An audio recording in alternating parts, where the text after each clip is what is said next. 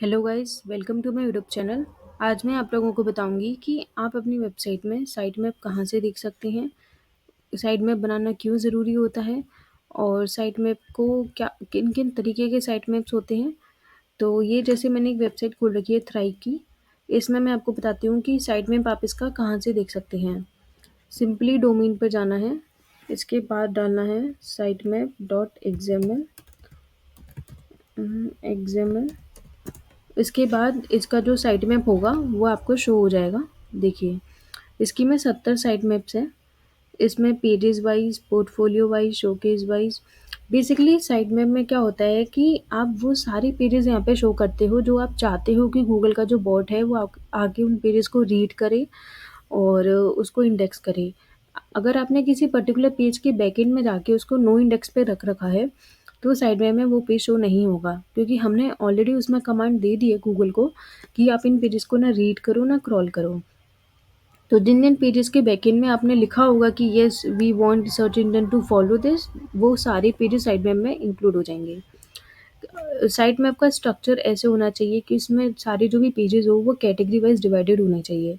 जैसे पोस्ट है, पोस्ट यानी ब्लॉग्स जो भी होते हैं आपके, उनकी कैटेगरी हो गई। फिर पेजेस, पेजेस की कैटेगरी हो गई। अगर आपके प्रोडक्ट्स भी हैं, लाइक ई कॉमर्स वेबसाइट है, तो प्रोडक्ट्स की अलग कैटेगरी होनी चाहिए। फोर्थ, अगर आपके कुछ पोर्टफोलियोज हैं, उनके आपने काफ़ी पेजेस बना रखे हैं, तो उसका ही कैटेगरी हो जाएगी। तो स्ट्रक्चर वाइज इसलिए होना चाहिए ताकि ईजी टू यूज़ रहे गूगल के क्रॉलर्स को समझने के लिए, क्योंकि गूगल का जो क्रॉलर है वो HTML की लैंग्वेज ही समझता है, वो यूज़र की लैंग्वेज नहीं समझता है। तो उसको कोडिंग समझ में आती है, उसको जो भी टेक्निकल चीज़ें होती है वो समझ में आती हैं। तो साइट मैप के थ्रू उसको एक बार में ये पता चल जाता है कि वेबसाइट पे कितने पेजेस हैं, किस किस कैटेगरी के हैं, मुझे इन्हें इंडेक्स करना है या नहीं करना है। अब जैसे इसने पोस्ट का साइट मैप बनाया हुआ है, पोस्ट के साइड में बेसिकली हम बनाते हैं ब्लॉग्स के लिए।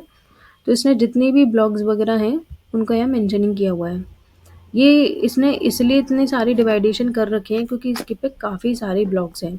यूजुअली वेबसाइट पे इतने होते नहीं हैं, बट ये बहुत बड़ी वेबसाइट है तो इसकी वजह से इसमें इतने सारे पेजेस हैं। तो ये दो तरह की हमारी साइट मैप हो जाते हैं, एक HTML साइट मैप होता है, एक XML होता है। जो मैंने आपको दिखाया वो XML है, जो गूगल के बॉट के लिए है। नॉर्मल यूज़र के लिए भी एक साइट मैप क्रिएट किया जाता है वेबसाइट में, जो यूजुअली उसके फुटर में होता है। जैसे ये रहा साइट मैप। ये बेसिकली इसलिए है ताकि कोई भी यूज़र अगर वेबसाइट पे आए तो उसको यहाँ ये पता चल जाए कि वेबसाइट पे कितने सारे पेजेस हैं, या वेबसाइट का जो प्रोसेस चल रहा है, लाइक सीक्वेंस चल रहा है, वो किस तरीके से चल रहा है। अब मैं अगर पूरी वेबसाइट को ऐसे इंडिविजुअली स्क्रॉल नहीं करना चाहती, मैं सिर्फ साइट मैप के थ्रू ये देखना चाहती हूँ कि वेबसाइट पे किन किन सब्जेक्ट्स के पेजेस बने हुए हैं, कहाँ कहाँ कितने कितने पेजेस हैं, इसका स्ट्रक्चर कैसा है। तो यूजुअली मैं यहीं पे आके स्क्रॉल करके जा सकती हूँ। तो ये इसलिए बनाया जाता है क्योंकि वेबसाइट बहुत ज़्यादा बड़ी है, तो यूज़र जो है बहुत कन्फ्यूज़ हो सकता है। उसको कन्फ्यूजन हो सकती है कि पेजेस को कहाँ से स्क्रॉल करना है, कहाँ पे जाना है। तो ये वाला जो साइट मैप होता है बस यूज़र के लिए होता है। जो XML वाला साइट मैप मैंने आपको दिखाया है वो गूगल के बॉट के लिए होता है। तो 2 तरीके के साइट मैप होते हैं वेबसाइट पे जो बनाने ज़रूरी होते हैं। ये एक तरह से स्ट्रक्चर ही बताते हैं वेबसाइट का कि वेबसाइट पे कितने पेजेस हैं, कौन-कौन से इंडेक्स करने हैं, कौन-कौन से नहीं करने हैं। आपने अगर अपनी वेबसाइट के लिए अभी तक साइट मैप नहीं बनाया है तो जल्दी से बना लें और उसको गूगल सर्च कंसोल में जाके इंडेक्स भी करवा लें। अगर आपको वीडियो अच्छी लगी हो तो प्लीज़ इसे लाइक और सब्सक्राइब ज़रूर करें।